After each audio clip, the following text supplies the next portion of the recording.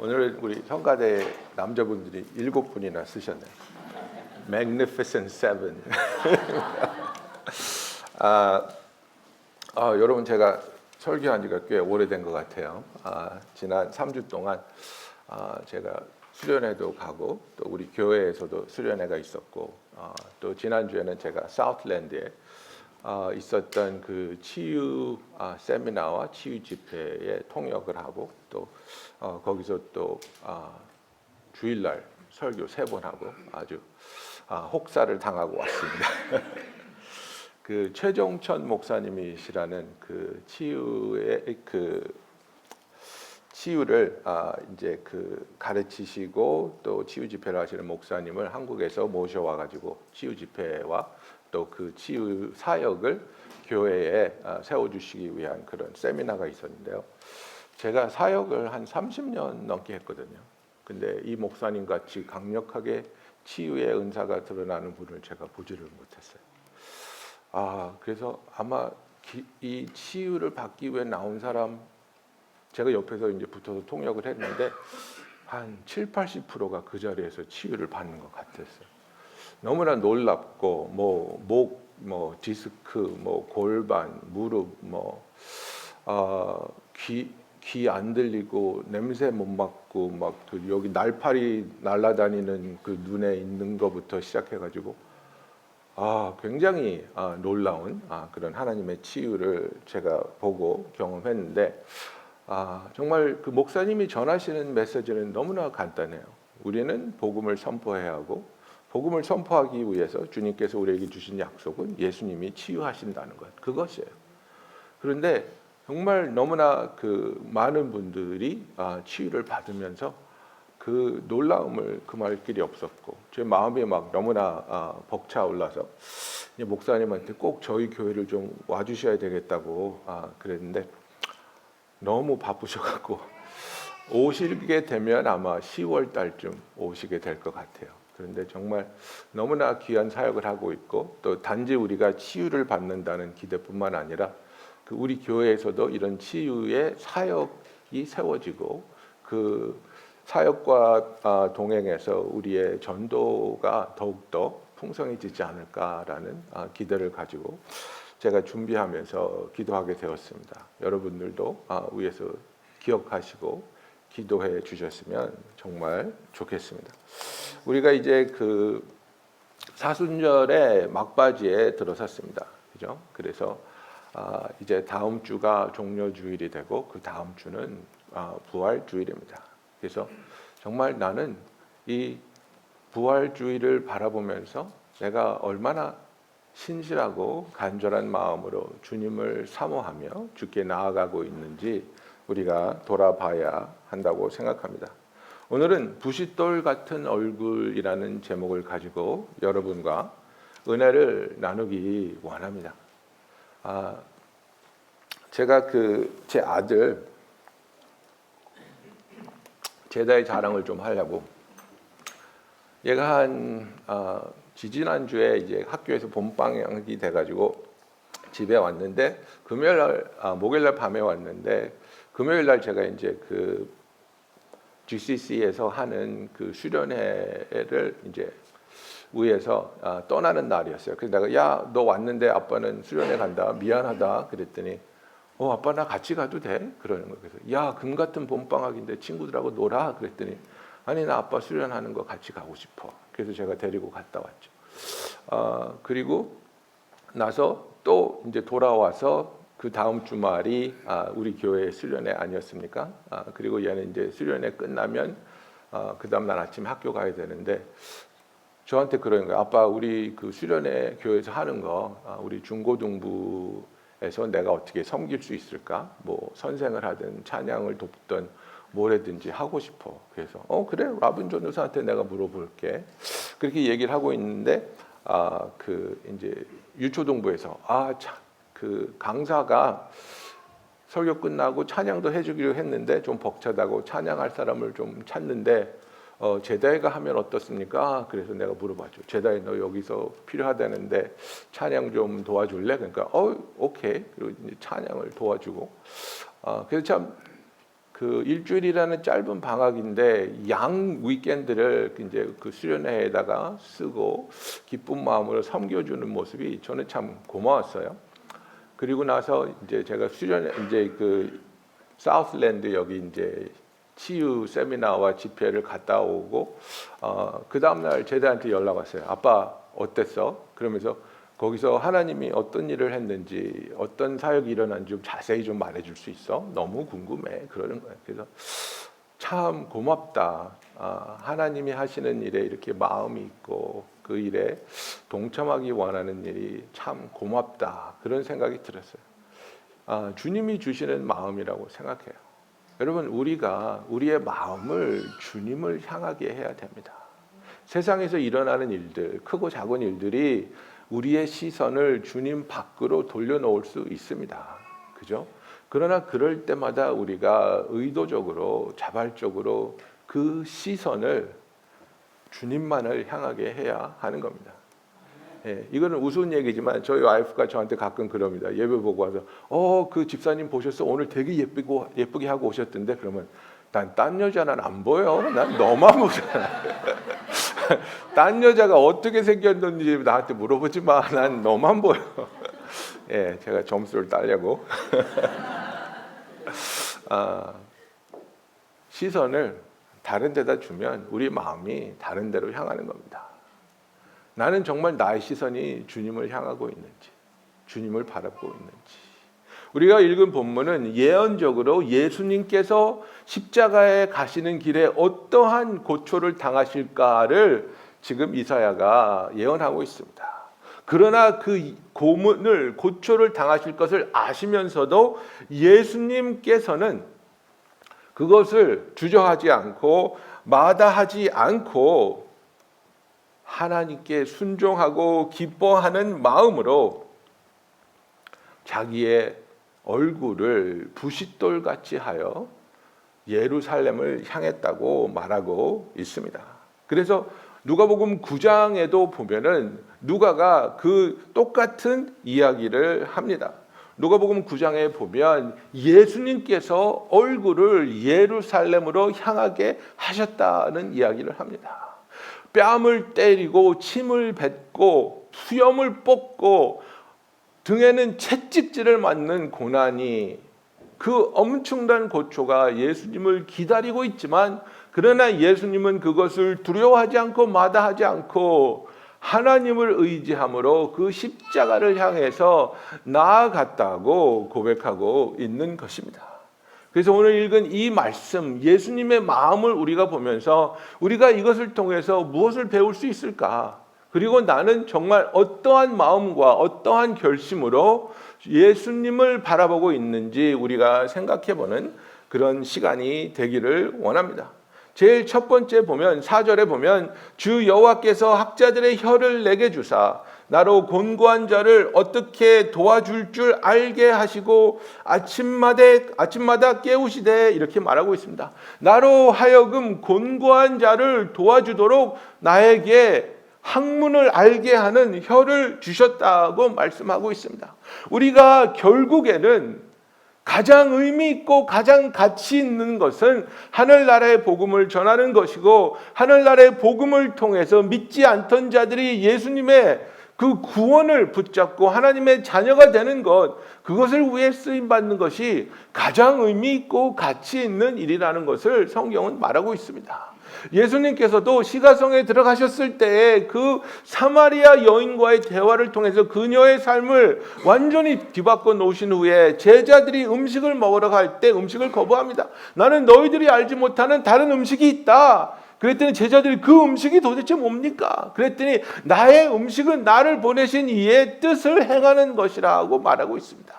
음식이라는 게 무엇입니까, 여러분? 음식이라는 것은 우리의 가장 기본적인 필요입니다. 그것은 우리에게 삶의 활력을 주고 삶의 목표가 되고 또 어려운 고난을 이겨내게 하는 원동력도 되는 것입니다. 나의 음식은 무엇인가? 라는 질문은 내가 뭐 한식, 중식, 뭐 양식 이런 걸 좋아하느냐가 아니라 무엇이 나로 하여금 나의 심장이 뛰게 하고 아침에 일어나게 하며 열정적으로 하루를 향해 달려나가게 하는가? 나의 음식은 무엇인가? What is my food? 돈을 버는 겁니까? 사람들한테 인정받는 겁니까? 더 크고 넓은 데서 사는 겁니까? 아닙니다. 예수님께서 분명히 말합니다.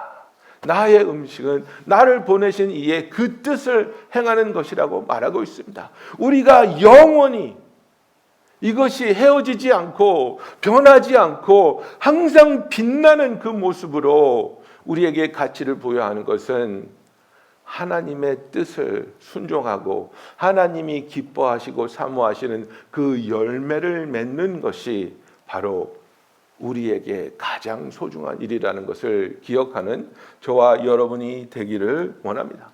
로마서 10장 12절부터 보면 이렇게 사도 바울이 말합니다. 유대인이나 헬라인이나 차별이 없음이라. 한 분이신 주께서 모든 사람의 주가 되사 그를 부르는 모든 사람에게 부여하시도다. 누구든지 주의 이름을 부르는 자는 구원을 받으리라.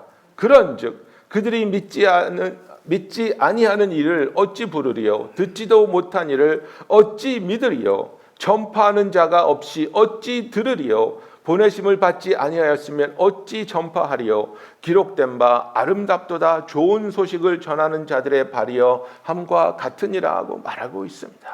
무엇이 아름답습니까? 하나님의 복음을 선포하는 자들의 삶이 아름답고 가치 있다는 것을 성경은 분명히 말하고 있습니다. 우리는 그래서 우리의 삶에서 모든 상황에서 복음을 전하기 위해, 전도하기 위해, 예수님을 소개하기 위해 최선을 다해야 하는 것입니다. 우리 전도부에서 지금 알파 4기를 준비하고 있지 않습니까? 여러분 이것을 위해서 기도하고 있습니까? 여러분 내 주위에 있는 그 누구를 내가 초대할 수 있을까? 그 누구를 이 복음 잔치에 초대해서 복음을 듣게 할 수 있을까? 생각해보고 그 사람은 안 되지가 아니라 이 강팍한 마음이라 할지라도 주님 내가 기도하오니 그 마음을 열어 주시옵소서. 어려운 형편에 있어서 못 나온다 하겠지만 정말 주님이 문을 열어주시고 길을 열어주셔서 그 사람이 나올 수 있게 하여 주시옵소서. 내가 보기엔 불가능한 것 같지만 하나님은 하실 수 있으니 주님 내가 주님 앞에 엎드립니다. 주님이 이 영혼을 사랑하심을 내가 아오니 이 사람이 복음을 듣고 구원받게 하여 주시옵소서. 하나님께 마음을 들여 기도하며 준비하며 협력하는 우리 모든 교인들이 되기를 예수님의 이름으로 축원합니다. 여러분 우리는 예수 그리스도의 지체입니다. 함께 한다는 말입니다. 알파 그건 전도부가 하는 거지가 아니고 우리가 다 같이 하는 겁니다. 다 같이 마음 쓰고 다 같이 기도하고 다 같이 협력하고 다 같이 주께 구해서 하나님이 우리 교회를 통해서 어떤 영광을 드러내시는지를 봐야 되는 겁니다. 여러분 테니스 선수가 윈블던을 이기면 내가 이겼다 그러지 않습니까? 내 팔이 이겼다, 내 오른팔이 이겼다 이렇게 말합니까? 아니지 않습니까? 우리가 이기는 겁니다. 우리가 하나님께 쓰임 받는 겁니다. 우리가 한 마음으로 전도하고 한 마음으로 선교하고 한 마음으로 주를 예배하는 겁니다. 우리는 지체이기 때문에 그렇습니다. 과테말라 커피 얘기도 하나 할까요? 여러분 과테말라 커피를 사면 이게 20불이야. 이거 맛이 있나? 맛이 없으면 안 되는데 이런 마음으로 사면 안 되는 거예요. 왜냐하면 하나님이 여러분들에게 선교에 동참하고 싶은 마음을 주셨잖아요. 그냥 속된 말로 여러분 과테말라에 헌금이 필요하니까 20불씩 내십시오. 그러면 여러분들 다 낼 거예요. 그런 마음으로 과테말라 선교를 위해서 내가 20불을 냈더니 교회에서 최고급 커피를 공짜로 주네. 이거 웬 떡이지? 이런 마음으로 커피를 구매하셔야지. 이거 20불, 이거 딴 데 가면 14불인 이게 아니고 여러분 선교를 위해서 내 마음을 드리는 거예요. 그랬더니 교회에서 이렇게 좋은 커피를 주네. 이거 갖고 전도하면 되겠네. 이거 주변에서 알파 나오라 그래야 되겠네. 이거 딱딱 맞아 떨어지잖아요, 여러분. 지금 하는 말이 나한테 왜 귀를 주셨습니까? 나한테 왜 복음을 가르쳐 주시고 복음을 깨닫게 하셨습니까? 다른 자들을 돕기 위해서, 다른 자들이 곤고한 자들을 도와주도록 이 혀를 나에게 사역을 맡겨 주셨다는 겁니다. 곤고한 자들이 무엇입니까? 수고하고 무거운 짐진 자들, 삶에 지치고 인생에 치여서 너무나 힘들고 아프고 소망이 없는 사람들, 그 사람들에게 복음을 전해주라고 우리에게 먼저 예수님을 알게 하셨다는 것을 우리는 기억하며 그 복음을 위해 우리가 우리의 삶을 주님께 내어드리는 저와 여러분이 되기를 예수님의 이름으로 축원합니다. 두 번째는 무엇입니까? 두 번째는 우리가 귀가 열려서 거역하지 아니하고 뒤로 물러가지 아니하도록 귀를 여셨다고 말하고 있습니다. 그래서 오늘 읽은 본문 6절에 보면 어떻게 되어 있습니까?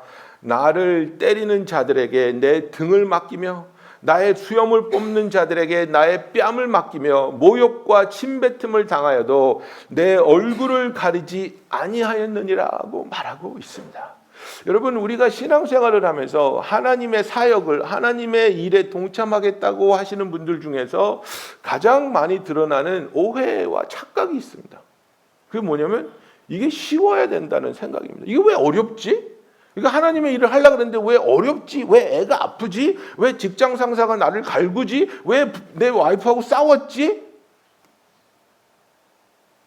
우리는 하나님의 일을 하려고 하면 모든 것이 순탄하고 어떤 어려움도 일어나지 않아야 된다고 생각하는데, 여러분 성경을 읽어보세요. 그냥 신약을 읽어보세요.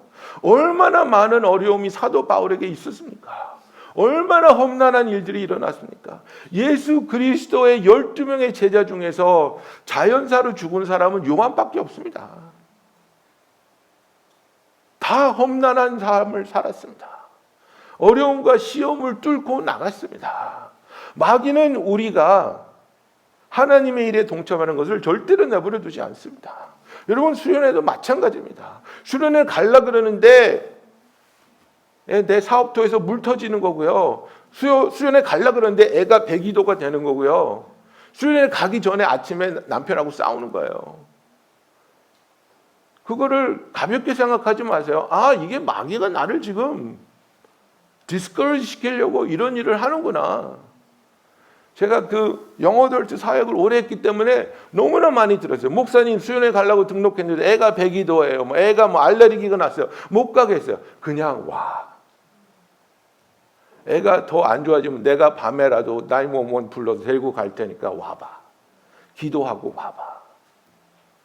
그 다음날 어떻게 됐어요? 애가 아무렇지도 않아요. 맑잖아요. 겁주거든요. 겁준다고요. 너 가지 마. 가면 큰일 나. 우리가 주님의 일을 한다 그러는데 사람이 우리의 등을 때리고요. 수염을 뽑고요. 침을 뱉고요. 모욕을 하는 거예요. 네가 뭔데? 네가 뭘 하겠다고? 너는 깨끗해. 너도 죄인이잖아. 예수님께서는 그 고난의 길을 아셨지만 그 고난의 길을 가는 것을 절대로 두려워하지 않고 그것 때문에 뒤로 물러서지 않았다는 것입니다. 여러분, 빌립보서 3장 12절에 사도 바울이 이렇게 얘기합니다. 내가 이미 얻었다 함도 아니요 온전히 이루었다 함도 아니라 오직 내가 그리스도 예수께 잡힌 바 된 그것을 잡으려고 달려가노라.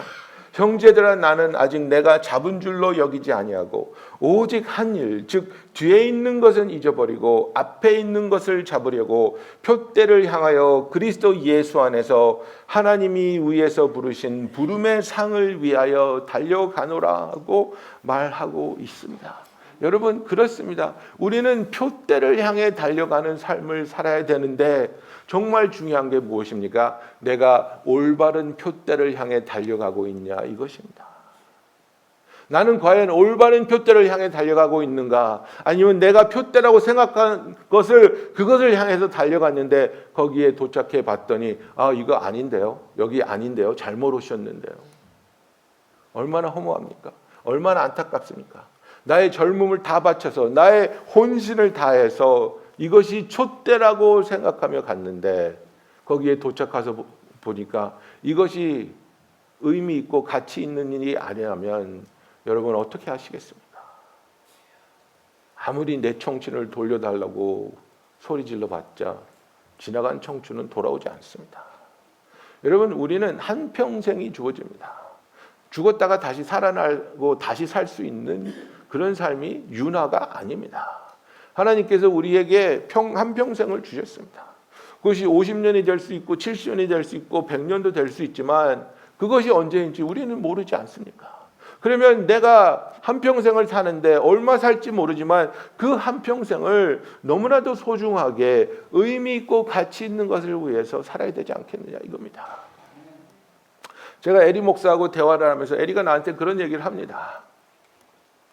지금 굉장히 의학적으로는 너무나 힘든 상황이고 그러나 나는 하나님이 나를 고쳐주실 것을 믿기 때문에 기뻐하며 감사하며 살고 있다. 그러나 그런 얘기를 해요. 그러나 혹시 만에 하나 내가 이 병으로 인해서 하나님을 보게 된다 할지라도 나는 후회가 없다. 나는 한평생 잘 살았다. 나는 젊은 나이에 예수님을 만나서 예수님을 찬양하고 하나님의 말씀을 전하고 하나님께 귀한 쓰임을 받았다. 나는 아쉬움도 없고 후회도 없다. 그런 얘기를 하는 거야. 얼마나 내가 들으면서 눈물이 나는지, 그리고 얼마나 고맙든지. 자기의 삶이 얼마 남지 않았을지도 모르는 그 상황에서 5년만 더 줬으면 10년만 더 줬으면 내가 이것도 하고 이것도 하고 이것도 했으면 좋겠는데 그게 아니라 지금 나를 불러가신다 할지라도 나는 하나님께 감사하고 나는 하나님 앞에 떳떳이 서서 하나님이 주신 삶을 하나님을 위해서 살았습니다 고백할 수 있음을 감사한다고 나한테 얘기해주는 이 친구가 얼마나 감사한지. 여러분 마음에 손을 얹고 생각해 보세요. 여러분이 오늘 밤 하나님 앞으로 불려간다면 후회가 있습니까? 없습니까? 하나님께 하나님 제발 5년만 더 주세요. 하나님 10년만 더 주세요. 내가 하나님께 드리지 못한 것, 하나님께 순종하지 못한 것, 하나님이 원하시는 사역을 감당하지 못한 게 너무 많습니다 라고 말씀하시겠습니까? 아니면 하나님 지금 불러가셔도 저는 감사합니다. 저의 삶의 가장 귀한 것들로 소중한 것들로 하나님을 우선적으로 사모하며 섬겼습니다 라고 고백하실 수 있겠습니까? 여러분 우리는 우리의 삶을 하나님 앞에 설 수 있도록 준비하면서 살아가야 하는 것입니다. 내가 이 세상을 향해서 이 세상이 보여주는 것들에 현혹되어서 그것을 쫓아가면 나비 쫓는 어린아이 같이 가야 할 길을 잃어버리고 완전히 길을 잃은 아이가 될 수밖에 없는 것입니다. 예수님께서는 이것이 험난한 길인 것을 아셨습니다. 예수님께서는 이것이 너무나도 고통스러운 길인 것을 아셨습니다. 자기가 창조한 피조물들이 자기를 손가락질하고 자기 얼굴에 침 뱉고 자기에게 모욕하는 것을 다 견뎌야 하는 것을 알았지만은 주님께서는 하나님을 의지함으로 자기가 수치를 당하지 않을 것이라고 확신하십니다. 왜 그렇습니까? 십자가의 고난을 이겨내시고 사흘 후에 부활하시어 하나님이 원하신 그 구원을 이루시며 그것을 통해 우리가 하나님의 자녀가 되는 것에 대한 확신이 있으셨기 때문입니다. 그래서 예수님은 내 얼굴을 부싯돌같이 굳게 했다고 말하고 있습니다.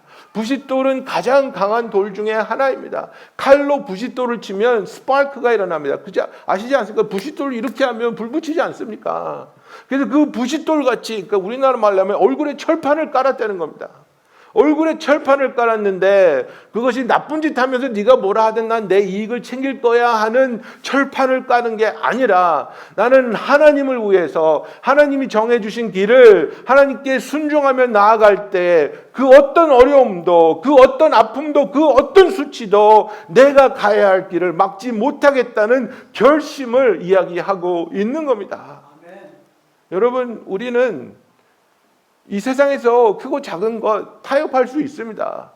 그러나 정말 내 삶의 목적, 내가 존재하는 이유, 나를 부르신 그 하나님의 부르심에 대해서는 절대로 타협해서는 아니 되는 것입니다. 이것을 위해서 우리가 창조되었고 이것을 위해서 우리가 부르심을 받았기 때문입니다. 누가복음 9장 51절에 아까 말씀드린 것처럼 예수께서 승천하실 기약이 차감해 예루살렘을 향하여 올라가기로 굳게 결심하시고 이것이 바로 이사야서 50장 7절을 인용하는 겁니다. 예수께서 그의 얼굴을 부싯돌같이 하시고 이제 어떤 유혹이 와도 어떤 방해가 와도 어떤 아픔이 있어도 나는 십자가를 향해 나아가겠다고 결심하고 있는 겁니다. 여러분, 우리가 어떻게 예수님같이 이렇게 살아갈 수 있습니까? 하나님이 저와 여러분의 가장 소중한 우리의 우선순위가 되어야 하는 것입니다.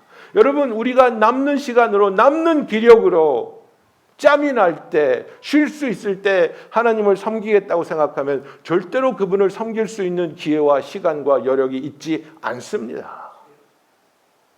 예수님이 이렇게 말씀하셨습니다. 누가복음 17장 7절에 보면 너희 중 누구에게 밭을 갈거나 양을 치거나 하는 종이 있어서 밭에서 돌아오면 그더러 곧 와서 앉아서 먹으라 말할 자가 있느냐? 도리어 그더러 내 먹을 것을 준비하고 띠를 띠고 내가 먹고 마시는 동안에 수종 들고 너는 그 후에 먹고 마시라 하지 않겠느냐? 여러분, 이게 우선순위입니다. 내가 종이 있는데 밭에 가서 일을 하는 종이에요. 그래서 하루 종일 가서 밭에 가서 일을 했어요. 그러니까 들어오니까 어이구 하루 종일 힘들었지. 야야야 이거 등목 시켜줄게. 밥 해놨다. 밥 먹어라. 그러는 주인은 없다는 거예요. 왔으면 왔니? 수고했다. 밥 차려. 여러분, 우선순위라는 거예요. 그래서 주인의 시중을 다 들고 나서 그리고 너 이제 밥 먹어. 이렇게 된다는 거예요. 여러분, 이렇게 될 때에 어떤 일이 일어나냐면 주인과 종의 관계가 온전하고 건강할 때, 종이 주인에게 온전히 순종할 때 어떤 일이 일어납니까? 주인은 종을 온전히 책임지는 겁니다. 모든 필요를 채워주고 보호해주고 지켜주는 겁니다. 예수님이 먼저 그 나라와 그 의를 구하라. 그리하면 이 모든 것이 무엇입니까? 그 전절에 뭐라 그랬습니까? 너희는 무엇을 먹을까, 무엇을 마실까, 무엇을 입을까 걱정하지 마라. 하나님이 다 채워주시겠다 이겁니다. 하나님, 나 지금 직장에서 이렇게 됐어요. 하나님, 내가 정말 그로스비가 없어요. 하나님, 내가 전기비를 못 내겠어요. 이거 챙기고 나서 하나님 생각 좀 할게요. 그러면 우리는 항상 하는 말이 있죠. 인생이 뭡니까? 빌빌거리다가 캐딜락 타고 가는 게 인생이라고 그랬어요. 누가? 예. 맨날 빌이 오잖아요. 빌. 그러니까 빌빌거리다가 우리 죽으면 캐딜락에 실어서 묘지에 가잖아요. 여러분, 그런 의미 없는 인생을 우리가 살겠습니까? 그게 아니라 하나님을 믿습니다. 하나님이 나의 우선순위입니다. 하나님이 나의 사랑입니다. 하나님이 부르시고 하나님이 나에게 허락하신 사역에 내가 쓰임 받겠습니다. 그럴 때에 내가 온전히 하나님의 쓰임 받는 자가 되었을 때 이 모든 것을, 우리의 모든 필요를 아시는 하나님께서 우리의 필요를 채워주신다는 약속입니다, 여러분.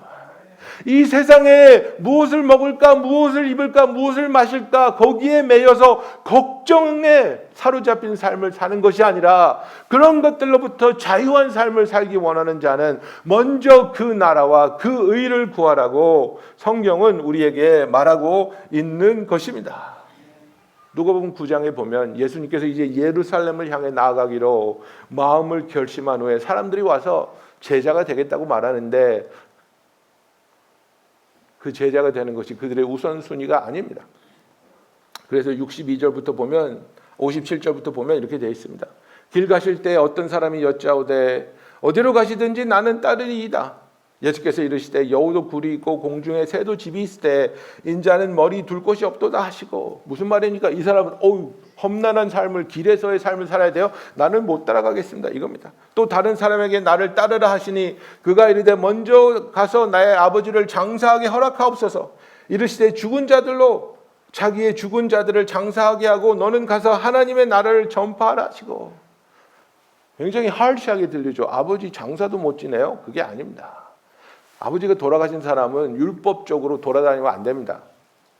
이 사람이 돌아다니고 있었다는 것은 아버지가 아직 안 돌아가셨다는 거예요. 뭔 얘기냐면 아버지가 연로하셨는데 오늘 내일 하실지도 모르는데 아버지가 죽은 다음에 따라가면 안 되겠습니까? 이 얘기입니다.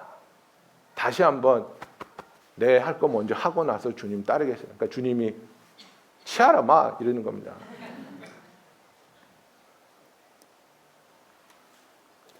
61절에 보면 또 다른 사람이 이르되 주여 내가 주를 따르겠나이다마는 나로 먼저 내 가족을 작별하게 허락하소서. 62절에 예수께서 이르시되 손에 쟁기를 잡고 뒤를 돌아보는 자는 하나님의 나라에 합당하지 아니하니라 하시니라 말하고 있습니다. 내가 부르심을 받았을 때에 그 자리에서 순종하는 것이 얼마나 중요한지를 말해줍니다. 나중에 내가 좀 자리가 잡히면, 일이 안정되면, 상황을 정리하고 나면 그러면 주님을 따르겠습니다. 우리 아이들이 지금 중학생인데 대학교만 보내고 나면 주님 따르겠습니다. 그럼 늦둥이 생기는 거예요, 여러분. 그럼 어떡할 거예요? 또 18년 기다릴 거예요? 그게 아니잖아요. 주님이 나를 부르시는 것은 그 상황에서 내가 순종할 수 있는 것을 아시기 때문에, 순종할 때 도와주실 것을 계획하셨기 때문에 그 상황에서 나를 부르시는 거예요, 여러분. 그래서 나와 함께 하시며 나의 어려움을 이겨내게 하시며 그 어려움 가운데 나를 만나기 위해서 어떤 상황에서도 세상과 타협하지 않고 주님만을 따르겠다는 그 결심을 소중하게 여기시기 때문에 어려운 상황에서 우리를 부르시는 거예요. 사도 바울이 자기의 사명에 대해서 이렇게 고백합니다. 이것이 제가 사도행전을 읽으면서 받은 가장 큰 감명 있는 그런 구절입니다.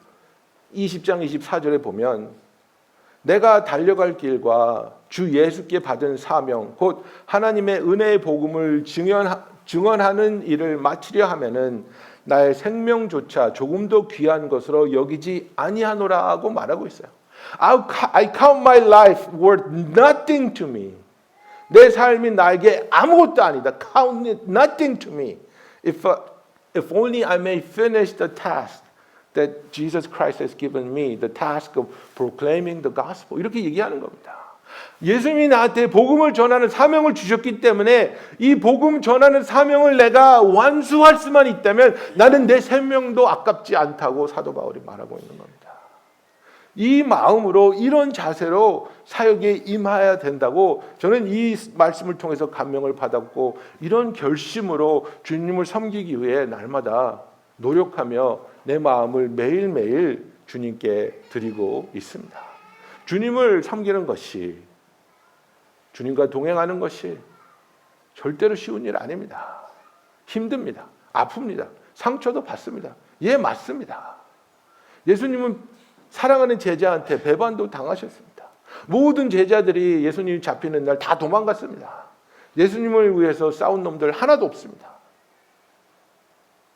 그러나 예수님은 자기의 가야 할 길을 가시는 겁니다. 히브리서 12장 1절 2절 읽고 마치겠습니다. 이러므로 우리에게 구름같이 허다한 증인들이 있으니 모든 무거운 것과 얽매이기 쉬운 죄를 벗어버리고 인내로써 우리 앞에 당한 경주를 하며 믿음의 주여 또 온전하게 하시는 이인 예수를 바라보자. 그는 그 앞에 있는 기쁨을 위하여 십자가를 참으사 부끄러움을 개의치 아니하시더니 하나님 보좌 우편에 앉으셨느니라. 예수님이라고 왜 아프지 않고 왜 서럽지 않고 왜 힘들지 않았겠습니까?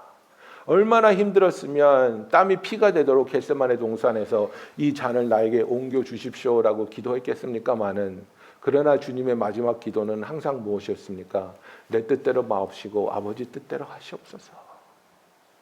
자기의 심경을 토로했지만 그러나 하나님의 뜻을 항상 선택한 예수님을 바라보면서 우리가 지금 일시적으로 겪는 고통 때문에, 불편함 때문에 주님을 섬기는 것을 뒤로하는 것이 아니라 주께서 우리에게 주실 그 상급을 바라보면서, 그 약속을 바라보면서, 주께서 십자가에 매달리시어 그분의 보혈의 공로를 통해 구원받을 저와 여러분을 바라보며 그것을 기쁨으로 삼고 십자가를 참으셨던 것처럼 하나님이 우리를 맞이하여 주실 때 수고했다, 착하고 충성된 종아, 칭찬하실 그날을 바라보며 주님 앞에 우리 얼굴을 이 세상을 향하여 부싯돌처럼 하고 두려워하지 않고 낙심하지 않고 부끄러워하지 않고 복음을 위해 정진하는 저와 여러분이 되기를 예수님의 이름으로 축원합니다.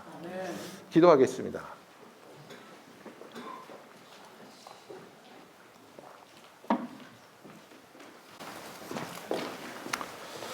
여러분 중에 많은 분들이 정말 예수님과 개인적인 그런 만남이 있었을 때 주님으로부터 받은 느낀 어떤 사명이 소명이 있었을 것이라고 생각합니다. 그런 열정이 있었을 것입니다.